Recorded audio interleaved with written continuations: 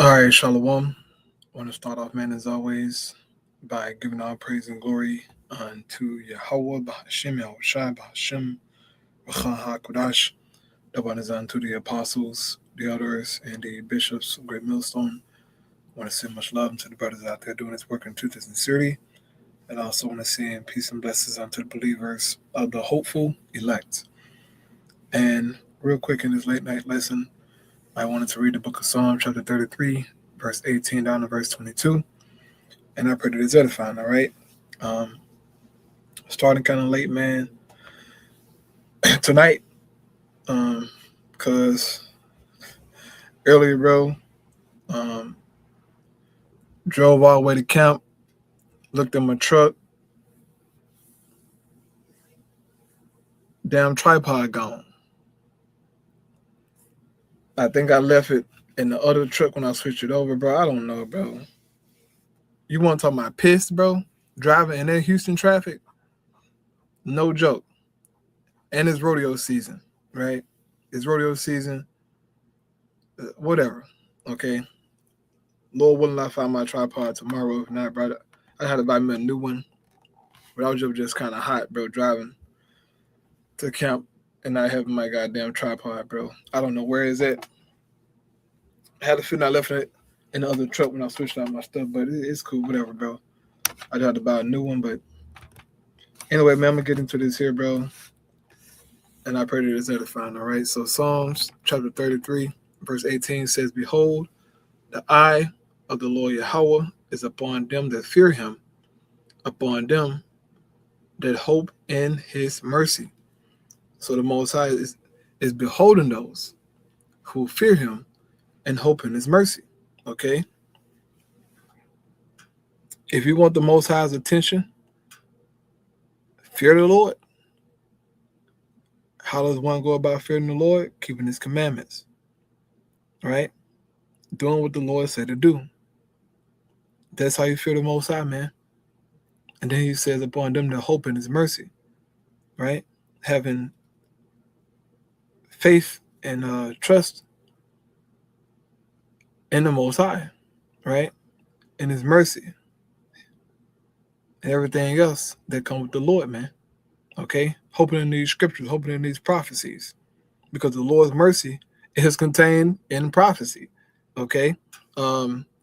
Great mercy, man. It's contained within the prophecies of the scriptures. So it's boiled down to you being obedient to the Lord and believing, right? It says to deliver their soul from death and to keep them alive in famine. We hope and pray to be delivered from death, man, from the wrath to come, right? That's the hope. And that's all we have, man, is hope that the Most High save us from the judgments to come. And we understand in the spirit, so we understand the scriptures that great death is coming to the world. This is it ain't no secret to us, okay? It's a secret to the world. But to us, it ain't no secret, man, that great death is coming. The Lord is getting ready to address this world like never before, okay? This time he's going to do it by fire. But there are many things that the Lord is going to do to judge this place, man. And we're praying that our soul be delivered from death, right? And it says to keep them alive in famine. The scripture prophesied that a famine is going to hit the world. That's including America, okay?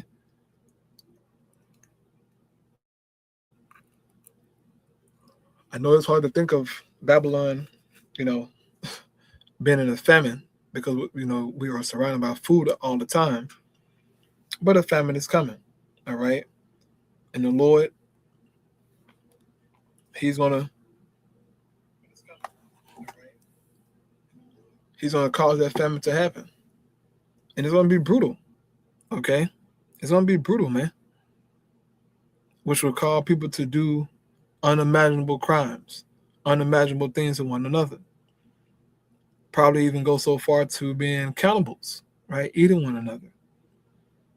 That seems far-fetched to us.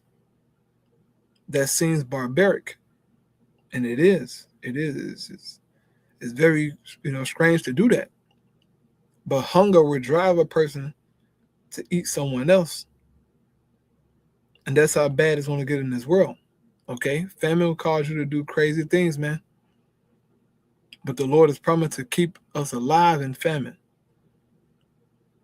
How he's going to do that? By providing for us.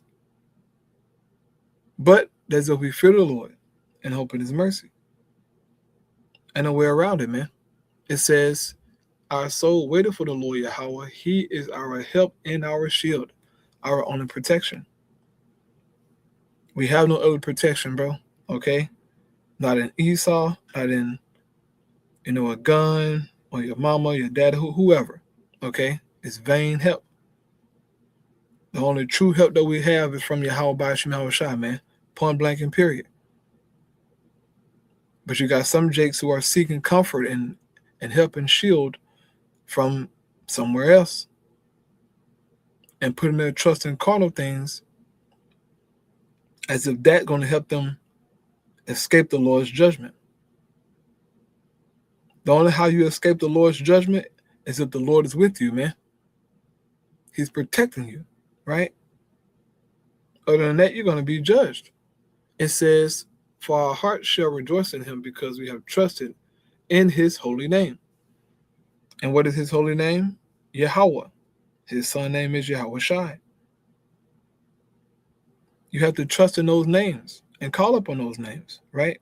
It's a must. It says, let thy mercy, O Yahweh, be upon us, according as we hope in thee. Man, that's a powerful statement. Let thy mercy, O Lord, be upon us, according as we hope in thee. So according to our faith. Which, reminds me of when Yahweh Shai was on the scene and when he was doing certain miracles. He was, he would tell the individual that he's doing the miracle on, be it according to your faith. So however you believe, then, the miracle will happen. So it's going to be the same for us.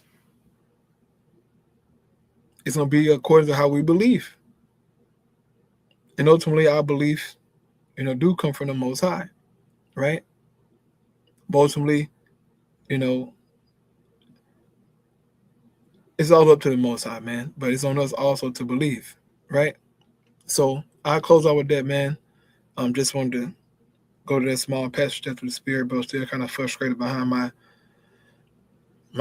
tripod, bro. But whatever, right? Lord willing, those other fine, man. I praise you. How about Shema Shai? Shalom.